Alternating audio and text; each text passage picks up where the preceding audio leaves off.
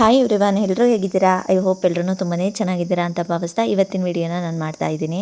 2 ಡೇಸಿಂದ ವಿಡಿಯೋಸ್ನ ಮಾಡೋಕ್ಕಾಗಿರಲಿಲ್ಲ, ಎಲ್ರಿಗೂ ಕ್ಷಮೆ ಇರಲಿ ಅಂತ ಕೇಳಿಕೊಂಡು ಇವತ್ತಿನ ವಿಡಿಯೋನ ಸ್ಟಾರ್ಟ್ ಮಾಡ್ತಾ ಇದ್ದೀನಿ. ಹಾಗೆಯೇ ಇವತ್ತಿನ ಡೈಲಿ ರೆಸಿಪೀಸ್ ಕೂಡ ಇಲ್ಲಿ ಶೇರ್ ಮಾಡಿದ್ದೀನಿ. ಇನ್ನು ಮಾರ್ನಿಂಗ್ ಎದ್ದು ಆಮ್ಲ ಜ್ಯೂಸ್ ಇದ್ದೇ ಇರುತ್ತೆ, ಎಲ್ರಿಗೂ ಗೊತ್ತಿರೋ ಹಾಗೆ ನೆಲ್ಲಿಕಾಯಿ ಜ್ಯೂಸು ತುಂಬಾ ದೇಹಕ್ಕೆ ತುಂಬಾ ಒಳ್ಳೆಯದು. ಅದರಲ್ಲೂ ಈ ಸಮ್ಮರ್ ಸೀಸನಲ್ಲಿ ಬಾಡಿ ಡಿಹೈಡ್ರೇಷನ್ ಆಗಬಾರ್ದು ಅನ್ನೋದಿದ್ರೆ ಆಲ್ಮೋಸ್ಟ್ ಜ್ಯೂಸ್ ಐಟಮ್, ಲಿಕ್ವಿಡ್ ಐಟಮ್ನ ಜಾಸ್ತಿ ತೊಗೊಳ್ಳಿ, ಆದಷ್ಟು ವಾಟರ್ ಕುಡೀರಿ, ಚೆನ್ನಾಗಿ ನೀರು ಕುಡೀರಿ, ಫ್ರೂಟ್ಸ್ ತಿನ್ನಿ, ಹೀಟ್ ಪದಾರ್ಥಗಳೆಲ್ಲ ತಿನ್ನೋಕೆ ಹೋಗ್ಬೇಡಿ. ಈ ಸಮ್ಮರ್ ಸೀಸನಲ್ಲಿ ಈಗಂತೂ ತುಂಬಾ ಬಿಸಿಲು ಬರ್ತಿದೆ, ಆದಷ್ಟು ಲಿಕ್ವಿಡ್ ಐಟಮ್ನ ಜಾಸ್ತಿ ತಗೊಳ್ಳಿ ಅಂತ ಹೇಳ್ತೀನಿ. ಆರೋಗ್ಯನೇ ಇಂಪಾರ್ಟೆಂಟ್. ಇವತ್ತಿನ ಕಾಲದಲ್ಲಿ ಎಷ್ಟೇ ದುಡ್ಡಿದ್ರು ಏನೇ ಇದ್ರೂ ಆರೋಗ್ಯನ ಕೊಂಡ್ಕೊಳ್ಳೋಕ್ಕಾಗಲ್ಲ ಅಲ್ವಾ? ಹಾಗಾಗಿ ನಾನು ಹೇಳೋದೇನು ಅಂದರೆ, ದುಡ್ಡಿಲ್ಲ ಅಂದರೂ ಪರವಾಗಿಲ್ಲ, ದುಡ್ಡನ್ನ ಇವತ್ತಾಗಲಿ ನಾಳೆ ಆಗಲಿ ಯಾವತ್ತಾದರೂ ದುಡ್ಕೋಬೋದು, ಬಟ್ ನಮ್ಮ ಆರೋಗ್ಯ ಇಲ್ಲ ಅಂದರೆ ಏನೂ ಮಾಡೋಕ್ಕಾಗಲ್ಲ ಅಲ್ವಾ? ಹಾಗಾಗಿ ಮೋಸ್ಟ್ ಇಂಪಾರ್ಟೆಂಟು ನಮ್ಮ ಹೆಲ್ತೇ ನಮಗೆ ಇಂಪಾರ್ಟೆಂಟ್ ಆಗಿರುತ್ತೆ. ಎಲ್ಲರೂ ಆರೋಗ್ಯನ ಚೆನ್ನಾಗಿ ಕಾಪಾಡ್ಕೊಳ್ಳಿ ಅಂತ ಹೇಳ್ತೀನಿ. ಹಾಗೆಯೇ ಈ ವಿಡಿಯೋ ಯಾರಿಗೆಲ್ಲ ಇಷ್ಟ ಆಗ್ತಿದೆ, ಹಾಗೆಯೇ ಯಾರೆಲ್ಲ ಹೊಸದಾಗಿ ನನ್ನ ವಿಡಿಯೋನ ನೋಡ್ತಾ ಇದ್ದೀರಾ ಅವರು ಪ್ಲೀಸ್ ನನ್ನ ಚಾನಲ್ನ ಸಬ್ಸ್ಕ್ರೈಬ್ ಮಾಡ್ಕೊಳ್ಳಿ ಅಂತ ಕೇಳ್ಕೊತಾ, ಹಾಗೆಯೇ ಲೈಕ್ ಕೊಡೋದನ್ನು ಮರಿಬೇಡಿ ಅಂತ ಕೇಳ್ತಾ, ಏನೇ ಡೌಟ್ಸ್ ಇದ್ದರೂ ಕಮೆಂಟ್ಸ್ ಮೂಲಕ ತಿಳಿಸಿ ಅಂತ ಹೇಳ್ತಾ, ನನ್ನ ಇವತ್ತಿನ ವೆಯ್ಟ್ ಎಷ್ಟಿದೆ ಅನ್ನೋದನ್ನು ಕೂಡ ನಾನು ಇವತ್ತು ಶೇರ್ ಮಾಡ್ಕೋತಾ ಇದ್ದೀನಿ. 2 ಡೇಸಿಂದ ನನ್ನ ವೆಯ್ಟ್ ಕೂಡ ಚೆಕ್ ಮಾಡಿ ಹಾಕಿರಲಿಲ್ಲ, ಅದು ಕೂಡ ಗೊತ್ತಾಗ್ತಿದೆ. ಬಟ್ ಡೈಲಿ ನನ್ನ ವೆಯ್ಟ್ ನೋಡಿಕೊಂಡು, ನನ್ನ ವೀಡಿಯೋಸ್ನ ನೋಡಿಕೊಂಡು ಮೋಟಿವೇಟ್ ಆಗಿ ತೊಗೊಂಡು ವೆಯ್ಟ್ ಲಾಸ್ನ ಮಾಡ್ಕೋತಿರೋರಿಗೆ ತುಂಬ ಬೇಜಾರಾಗ್ತಿದೆ ಅಂತ ಗೊತ್ತಾಗ್ತಿದೆ. 2 ಡೇಸಿಂದ ನನ್ನ ವೀಡಿಯೋಸ್ನ ಮಾಡೋಕ್ಕಾಗಿರಲಿಲ್ಲ, ಹಾಗಾಗಿ 2 ಡೇಸ್ದು ಕೂಡ ನನ್ನ ವೀಡಿಯೋಸ್ನ ನನ್ನ ವೆಯ್ಟ್ನೂ ಕೂಡ ಅಪ್ಲೋಡ್ ಮಾಡಿದ್ದೀನಿ ವಿಡಿಯೋದಲ್ಲಿ. ಲಾಸ್ಟ್ ವಿಡಿಯೋದಲ್ಲಿ ಬಂದು ನನ್ನ ವೆಯ್ಟ್ ಎಷ್ಟಿತ್ತು ಅಂತ ಅಂದರೆ 58.50 ಇತ್ತು. ಹಾಗೆಯೇ ಅಷ್ಟೇ ಇದೆ ಅಂತ ಕೂಡ ಹೇಳಿದ್ದೆ ನಾನು. ಸ್ಟಾರ್ಟಿಂಗ್ ನನ್ನ ವೆಯ್ಟು 59.25 ಏನೋ ಇತ್ತು ಅಂತ ಅನಿಸುತ್ತೆ, 25 ಏನೋ ಇತ್ತು, 59 ಅಂತ ಅಂದ್ಕೊಳ್ಳಿ. ಆಲ್ಮೋಸ್ಟ್ ಇವಾಗ 58.50 ಇತ್ತು, 58.5 kg ಇತ್ತು. ಇನ್ನು ಇವತ್ತಿನ ವೆಯ್ಟ್ ಬಂದು, ಇನ್ನು ಮೊನ್ನೆ ಎಲ್ಲ ಹೇಳಿದ್ದೆ ನಾನು, ಆ್ಯನಿವರ್ಸರಿ ಆಗಿರೋದ್ರಿಂದ ಹೋಟೆಲ್ ಊಟ, ಕೇಕು ಅದು ಇದು ಅಂತ ಯಾವುದೇ ಡಯಟ್ ಕೂಡ ಮಾಡಿಲ್ಲ, ಆರಾಮಾಗಿ ತಿನ್ಕೊಂಡು ನೋಡ್ಕೊಂಡು 2 ಡೇಸಿಂದ ಇದ್ದೀನಿ ಅಂತ ಕೂಡ ಹೇಳಿದ್ದೆ. ಹಾಗಾಗಿ ಆ ವೆಯ್ಟ್ ಅಷ್ಟೇ ಸ್ಟ್ರಕ್ ಆಗಿತ್ತು, 45 ಆಗಿತ್ತು. ಹಾಗೆಯೇ 58.50ಗೆ ಬಂತು. 50 ಗ್ರಾಮ್ ಜಾಸ್ತಿ ಕೂಡ ಆಗಿತ್ತು, ಏನೂ ಮಾಡೋಕ್ಕಾಗಲ್ಲ. ಹಾಗೆಯೇ ಜಂಕ್ ಫುಡ್ ಕೂಡ ತಿಂದಿದ್ನಲ್ವಾ, ಕೇಕೆಲ್ಲ ತಿಂದಿದ್ದೆ.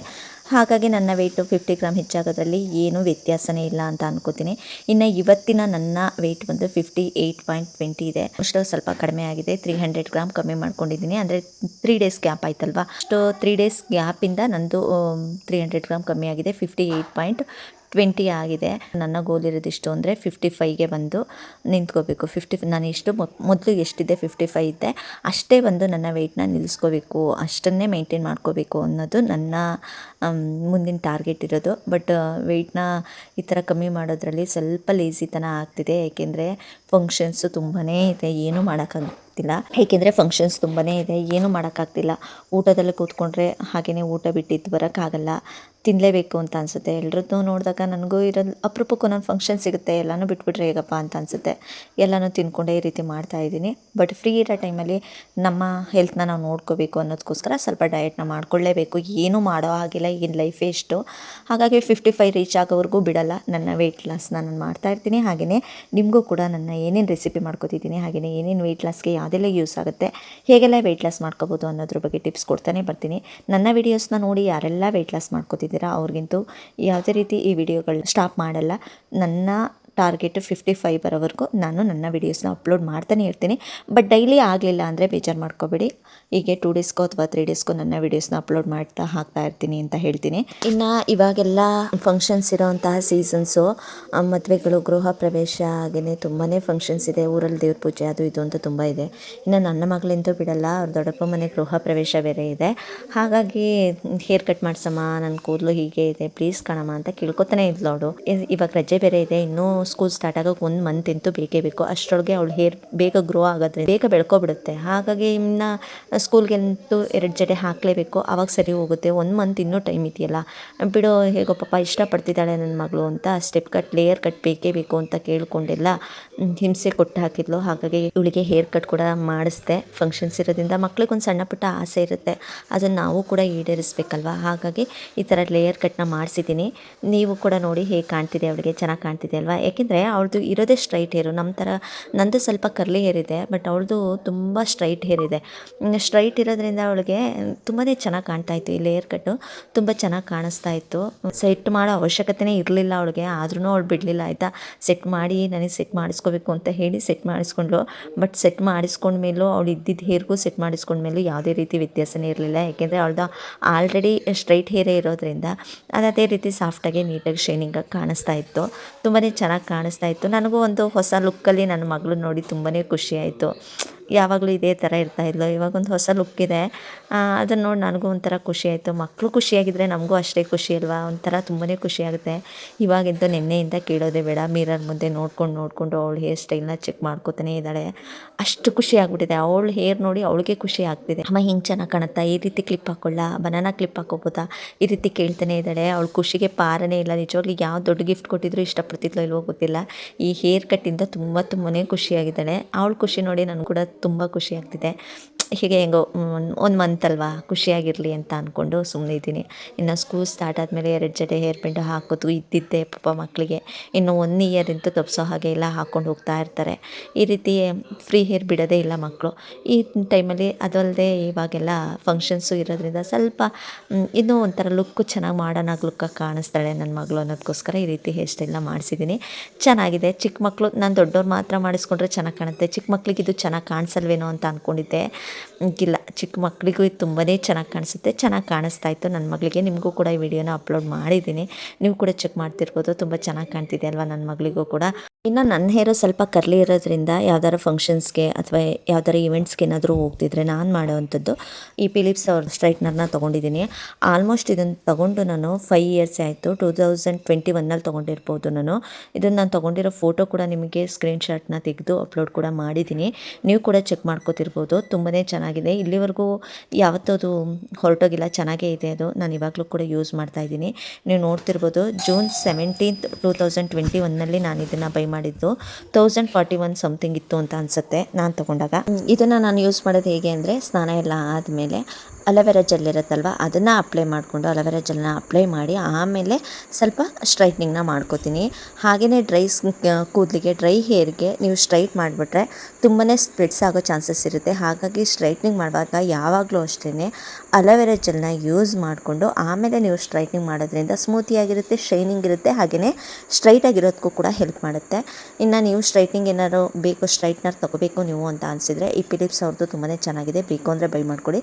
ನಿಮ್ಮ ಹತ್ರ ಆಲ್ರೆಡಿ ಇದೆ ಅಂದರೆ ಪರವಾಗಿಲ್ಲ, ಬಟ್ ಇದು ತುಂಬಾ ಯೂಸ್ ಆಗುತ್ತೆ. ಕರ್ಲಿ ಹೇರ್ ಇರೋರಿಗೆ ಇದು ಯೂಸ್ ಆಗುತ್ತೆ. ಕರ್ಲಿ ಹೇರ್ ಇಲ್ಲ ಅನ್ನೋರು ನಾರ್ಮಲಾಗಿ ಆರಾಮಾಗಿರ್ಬೋದು, ಇದರ ಅವಶ್ಯಕತೆ ಏನಿಲ್ಲ. ಬಟ್ ಇದನ್ನು ಕೂಡ ಜಾಸ್ತಿ ಯೂಸ್ ಮಾಡೋಕ್ಕೆ ಹೋಗಬೇಡಿ. ಇದನ್ನು ಜಾಸ್ತಿ ಯೂಸ್ ಮಾಡೋದ್ರಿಂದ ನಿಮ್ಮ ಹೇರ್ ಬೇಗ ಹೊರಟೋಗುತ್ತೆ.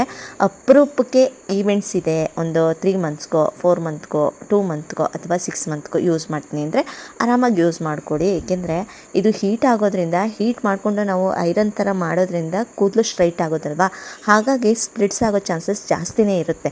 ಅದಕ್ಕೋಸ್ಕರ ಹೇಳ್ತಾ ಇದ್ದೀನಿ, ವೀಕ್ಲಿ 1 ಟೈಮ್ ಯೂಸ್ ಮಾಡೋದು ಈ ರೀತಿ ಮಾಡೋಕ್ಕೆ ಹೋಗ್ಬೇಡಿ.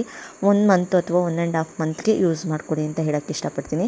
ಅದಲ್ಲದೆ ಡೈರೆಕ್ಟಾಗಿ ಡ್ರೈ ಹೇರ್ ಇದ್ದು ಸ್ನಾನ ಮಾಡಿ ಕೂದಲೆಲ್ಲ ಒಣಗಿಸಿ ಡ್ರೈ ಇದೆ ಆ ಹೇರ್ಗೆ ನೀವು ಡೈರೆಕ್ಟಾಗಿ ಅಪ್ಲೈ ಮಾಡಲೇಬೇಡಿ ಪ್ಲೀಸ್. ಈ ರೀತಿ ಸ್ಟ್ರೈಟ್ನಿಂಗ್ನ ಯೂಸ್ ಮಾಡಬೇಡಿ. ಅಲೋವೆರಾ ಜೆಲ್ನ ಯೂಸ್ ಮಾಡಿಕೊಂಡು ಆಮೇಲೆ ನೀವು ಸ್ಟ್ರೈಟ್ ಮಾಡ್ಕೊಳ್ಳಿ. ತುಂಬಾ ಯೂಸ್ ಆಗುತ್ತೆ. ಸ್ಟ್ರೈಟ್ ಬರುತ್ತೆ, ಕರ್ಲಿ ಇರೋದು ಸ್ಟ್ರೈಟ್ ಬರುತ್ತೆ, ಅದಲ್ಲದೆ ಶೈನಿಂಗ್ ಆಗಿ ಬರುತ್ತೆ. ನಿಮ್ಮ ಕೂದಲು ಇನ್ನೂ ಲೆಂತಿಯಾಗಿ ಕಾಣುತ್ತೆ, ಹಾಗಾಗಿ ಇನ್ನೂ ಚೆನ್ನಾಗಿ ಅಟ್ರಾಕ್ಟಿವ್ ಆಗಿ ಕಾಣುತ್ತೆ ಅಂತ ಹೇಳೋಕ್ಕೆ ಇಷ್ಟಪಡ್ತೀನಿ. ಇನ್ನು ನನ್ನ ವೆಯ್ಟ್ ಲಾಸ್ ರೆಸಿಪಿಗಳನ್ನ ನಾನು ಇವತ್ತು ಯಾಕೆ ಅಪ್ಲೋಡ್ ಮಾಡಿಲ್ಲ ಅಂದರೆ ಇದೇ ರೀಸನ್ಗೋಸ್ಕರನೇ. ಸ್ವಲ್ಪ ಆ ಕಡೆ ಈ ಕಡೆ ಓಡಾಡೋದಾಗ್ತಿದೆ.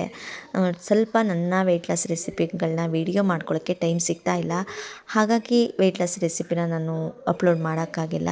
ಬಟ್ ನಾನು ಯೂಸ್ ಮಾಡೋವಂಥ ಫುಡ್ಗಳನ್ನ ಲಾಸ್ಟ್ ಡಯಟ್ ವಿಡಿಯೋದಲ್ಲೆಲ್ಲ ತೋರಿಸಿದ್ದೀನಿ, ನೀವು ನೋಡ್ತಾ ಇರ್ಬೋದು. ಲಾಸ್ಟ್ ಎಲ್ಲ ತುಂಬ ವೆಯ್ಟ್ ಲಾಸ್ ರೆಸಿಪಿಗಳು ಚಾಲೆಂಜಿಗಾಗಿ 15 ಡೇಸ್ ಚಾಲೆಂಜ್ ಅಂತ ಎಲ್ಲ ತೊಗೊಂಡಿರೋ ವೆಯ್ಟ್ ಲಾಸ್ ರೆಸಿಪಿಗಳಲ್ಲಿ ನನ್ನ ವೆಯ್ಟ್ ಲಾಸ್ ರೆಸಿಪಿಗಳನ್ನ ಪ್ರತಿಯೊಂದು ರೆಸಿಪಿಗಳನ್ನೂ ಅಪ್ಲೋಡ್ ಮಾಡ್ತಾನೆ ಬಂದಿದ್ದೀನಿ. ಅದರಲ್ಲಿ ಸ್ವಲ್ಪ ಚೆಕ್ ಮಾಡ್ಕೊಳ್ಳಿ. ಹಾಗೆಯೇ ಇದರಲ್ಲಿ ಫೋಟೋ ಕ್ಲಿಕ್ ಕೂಡ ತೋರಿಸ್ತಾ ಇದ್ದೀನಿ, ಏನೆಲ್ಲ ತಿಂದರೆ ವೆಯ್ಟ್ ಲಾಸ್ನ ನಾವು ಮಾಡ್ಕೋಬೋದು ಅನ್ನೋದನ್ನು. ನೀವು ಇದನ್ನು ನೋಡಿಕೊಂಡ್ರೆ ಸಾಕು. ರೆಸಿಪೀಸ್ ಏನು ಎಲ್ಲ ಹೆಣ್ಮಕ್ಳು ನನ್ನ ವಿಡಿಯೋನ ನೋಡೋರು ಆಲ್ಮೋಸ್ಟು ನಂತರ ಹೆಣ್ಮಕ್ಳೇ ಆಗಿರೋದ್ರಿಂದ ಹಾಗಾಗಿ ನಿಮಗೆ ಯಾವ ರೆಸಿಪಿನೂ ಹೇಳ್ಕೊಡೋ ಅವಶ್ಯಕತೆ ಇಲ್ಲ, ಎಲ್ಲ ಗೊತ್ತಿರೋ ಅಂಥದ್ದೇ. ಹೆಣ್ಮಕ್ಳುಗಳಿಗೆ ಎಲ್ಲ ರೆಸಿಪೀಸು ಗೊತ್ತಿರುತ್ತೆ, ಹಾಗಾಗಿ ಫೋಟೋಗಳನ್ನ ತೋರಿಸ್ತಾ ಇದ್ದೀನಿ. ಈ ರೀತಿ ಒಂದು ಫೋಟೋಗಳನ್ನ ತೋರಿಸಿದ್ರೆ, ನಾನು ತಿನ್ನೋ ಫುಡ್ನ ನಿಮಗೆ ತೋರಿಸಿದ್ರೆ ನಿಮಗೆ ಒಂದು ಐಡಿಯಾಸ್ ಬರುತ್ತೆ. ಎಷ್ಟು ಸಲಾಡ್ಸ್ ಇರಬೇಕು, ಎಷ್ಟು ಪ್ರೋಟೀನ್ ಇರಬೇಕು, ಹಾಗೆಯೇ ಎಷ್ಟು ಫೈಬರ್ ಇರಬೇಕು ಅನ್ನೋದು ನಿಮಗೆ ಒಂದು ಮೈಂಡಲ್ಲಿ ಇರುತ್ತಲ್ವ. ಹಾಗಾಗಿ ಈ ಫೋಟೋ ಕ್ಲಿಪ್ಸ್ನ ತೋರಿಸ್ತಾ ಇದ್ದೀನಿ. ಬಟ್ ನೆಕ್ಸ್ಟ್ ವಿಡಿಯೋಗಳಲ್ಲಿ ನಿಜವಾಗ್ಲೂ ನಾನು ಏನು ತಿಂತೀನಿ ಆ ರೆಸಿಪಿಗಳನ್ನ ಹಾಕ್ತಾ ಬರ್ತೀನಿ. ಅದರಲ್ಲಿ ಡೌಟೇ ಬೇಡ ಆಯಿತಾ, ಬೇಜಾರು ಮಾಡ್ಕೊಳಕ್ಕೆ ಹೋಗ್ಬೇಡಿ. ಬಟ್ ನನಗೆ ಯಾವಾಗ ವಿಡಿಯೋನ ಅಪ್ಲೋಡ್ ಮಾಡೋಕ್ಕಾಗ್ತಿಲ್ಲ, ವಿಡಿಯೋನ ಎಡಿಟ್ ಮಾಡ್ಕೊಳಕ್ಕಾಗ್ತಿಲ್ಲ, ವಿಡಿಯೋ ಮಾಡ್ಕೊಳಕ್ಕಾಗ್ತಿಲ್ಲ, ತಿಂಡಿ ಮಾಡೋ ಟೈಮಲ್ಲಿ, ಲಂಚ್ ಮಾಡೋ ಟೈಮಲ್ಲಿ ಮಾಡ್ಕೊಳಕ್ಕಾಗ್ತಿಲ್ಲ ಅಂದಾಗ ಈ ರೀತಿ ಬೇರೆ ಬೇರೆ ಫೋಟೋಸ್ನ ಹಾಕ್ತಾ ಬರ್ತೀನಿ. ಹಾಗೆಯೇ ನೀವು ಕೂಡ ಎಷ್ಟು ವೆಯ್ಟ್ನ ಕಮ್ಮಿ ಮಾಡ್ಕೊಂಡ್ರಿ ಅನ್ನೋದನ್ನು ನನಗೆ ಕಮೆಂಟ್ ಬಾಕ್ಸಲ್ಲಿ ತಿಳಿಸೋದನ್ನು ಮರಿಬೇಡಿ. ನೀವು ಕೂಡ ನನ್ನ ವೆಯ್ಟ್ ಲಾಸ್ ರೆಸಿಪಿನ ನೋಡಿ ನಾನು ಕೂಡ ಚಾಲೆಂಜಿಗೆ ತೊಗೊಂಡಿದ್ದೀನಿ ಸಿಸ್ಟರ್, ನಾನು ವೆಯ್ಟ್ ಲಾಸ್ನ ಮಾಡ್ತಾಯಿದ್ದೀನಿ ಅಂತ ಪದೇ ಪದೇ ಕಮೆಂಟ್ ಕೂಡ ಮಾಡಿದ್ರಿ ನನ್ನ ಸಬ್ಸ್ಕ್ರೈಬರ್ಸು, ನನ್ನ ಸಿಸ್ಟರ್ಸು. ನಿಮ್ಮ ವೆಯ್ಟ್ ಎಷ್ಟಾಯಿತು ಅಂತ ಕಮೆಂಟ್ ಬಾಕ್ಸಲ್ಲಿ ಕೂಡ ತಿಳಿಸಿ. ಏಕೆಂದರೆ 3 ಡೇಸ್ 4 ಡೇಸ್ ಗ್ಯಾಪ್ ಆಗಿರೋದ್ರಿಂದ ನಾನು ಕೂಡ ವಿಡಿಯೋ ಹಾಕಿರಲಿಲ್ಲ. ನಿಮ್ಮ ವೆಯ್ಟ್ ಎಷ್ಟಾಗಿದೆ ಅಂತ ತಿಳ್ಕೊಳ್ಳೋಕೆ ಕೂಡ ಆಗಿಲ್ಲ ನನಗೆ. ಅದಕ್ಕೋಸ್ಕರ ನಿಮ್ಮ ವೆಯ್ಟ್ನ ಇಲ್ಲ ಹೆಚ್ಚಾಗಿ ಮಾಡ್ಕೊಂಡಿದ್ದೀರಾ, ಇಲ್ಲ ಆಲ್ಮೋಸ್ಟು 1 kg ಅಥವಾ 1/2 kg ಕಮ್ಮಿ ಮಾಡ್ಕೊಂಡಿದ್ದೀರಾ, ಹೀಗೆ ಎಷ್ಟು ಗ್ರಾಮ್ ಕಮ್ಮಿ ಮಾಡ್ಕೊಂಡಿದ್ದೀರಾ ಅಂತ ಕಮೆಂಟ್ ಬಾಕ್ಸಲ್ಲಿ ತಿಳಿಸೋದನ್ನು ಮರಿಬೇಡಿ. ಅದಕ್ಕಾಗಿ ವೆಯ್ಟ್ ಮಾಡ್ತಾ ಇರ್ತೀನಿ. ಯಾರೆಲ್ಲ ಡಯಟ್ ಮಾಡ್ತಾ ಇದ್ದೀರಾ ಅವರ ವೆಯ್ಟ್ ಎಷ್ಟು ಕಮ್ಮಿ ಆಗಿದೆ ಅನ್ನೋದನ್ನು ತಿಳಿಸಿ ಅಂತ ಹೇಳ್ತೀನಿ. ಇದರಿಂದ ನನಗೂ ಮೋಟಿವೇಶನ್ ಸಿಗುತ್ತೆ, ಅದ್ರ ಜೊತೆ ನಿಮಗೂ ಕೂಡ ಮೋಟಿವೇಶನ್ ಆಗುತ್ತೆ ಅನ್ನೋದೊಂದು ಅಷ್ಟೇ ನನ್ನ ಖುಷಿ. ಇನ್ನು ನೆಕ್ಸ್ಟ್ ವಿಡಿಯೋದಲ್ಲಿ ನನ್ನ ವೆಯ್ಟ್ ಎಷ್ಟಾಗಿದೆ, ಎಷ್ಟು ಕಡಿಮೆ ಮಾಡ್ಕೊಂಡಿದ್ದೀನಿ, ಹಾಗೆಯೇ ನೀವು ಕೂಡ ಎಷ್ಟು ಕಮ್ಮಿ ಮಾಡ್ಕೊಂಡಿದ್ದೀರಾ ಅನ್ನೋದನ್ನು ಕೂಡ ತಿಳಿಸ್ಕೊಡ್ತೀನಿ. ಹಾಗೆ ಡೈಲಿ ರೆಸಿಪಿಗಳೊಂದಿಗೆ ನಿಮ್ಮ ಜೊತೆ ಶೇರ್ ಮಾಡೋಕ್ಕೆ ಇಷ್ಟಪಡ್ತೀನಿ. ಮಾರ್ನಿಂಗ್ ಏನು ಬ್ರೇಕ್ಫಾಸ್ಟ್ ಮಾಡ್ಕೊಂಡಿದ್ದೀನಿ, ಹಾಗೆಯೇ ಆಫ್ಟರ್ನೂನ್ ಏನು ಲಂಚ್ ಮಾಡ್ಕೊಂಡಿದ್ದೀನಿ, ಈವ್ನಿಂಗ್ ಏನು ಲಂಚ್ನ ಮಾಡ್ಕೊಂಡಿದ್ದೀನಿ, ಅದ್ರ ಜೊತೆಗೆ ಸಲಾಡ್ಸ್ ಏನು ಯೂಸ್ ಮಾಡ್ತಿದ್ದೀನಿ, ಪ್ರತಿಯೊಂದು ನಾನು ಶೇರ್ ಮಾಡಿಕೊಡ್ತಾ ಬರ್ತೀನಿ. ಹಾಗಾಗಿ ಅದನ್ನು ನಾನು ನೆಕ್ಸ್ಟ್ ವಿಡಿಯೋದಲ್ಲಿ ಅಪ್ಲೋಡ್ ಮಾಡೋಕ್ಕೆ ಇಷ್ಟ. ಈ ವಿಡಿಯೋ ನಿಮಗೆ ಸ್ವಲ್ಪನಾದರೂ ಇಷ್ಟ ಆಯಿತು ಅಂದರೆ ಪ್ಲೀಸ್ ನನ್ನ ಚಾನಲ್ನ ಸಬ್ಸ್ಕ್ರೈಬ್ ಮಾಡ್ಕೊಳ್ಳಿ, ಹಾಗೆಯೇ ಲೈಕ್ ಮಾಡೋದನ್ನು ಮರಿಬೇಡಿ. ಹಾಗೆ ಕಮೆಂಟ್ ಮೂಲಕ ಏನೇ ಡೌಟ್ಸ್ ಇದ್ರೂ ತಿಳಿಸಿ ಅಂತ ಹೇಳ್ತಾ ನಾಳೆ ವಿಡಿಯೋದಲ್ಲಿ ಸಿಗ್ತೀನಿ. ಅಲ್ಲಿವರೆಗೂ ಎಲ್ರಿಗೂ ಟೇಕ್ ಕೇರ್, ಟಾಟಾ, ಬಾಯ್ ಬಾಯ್.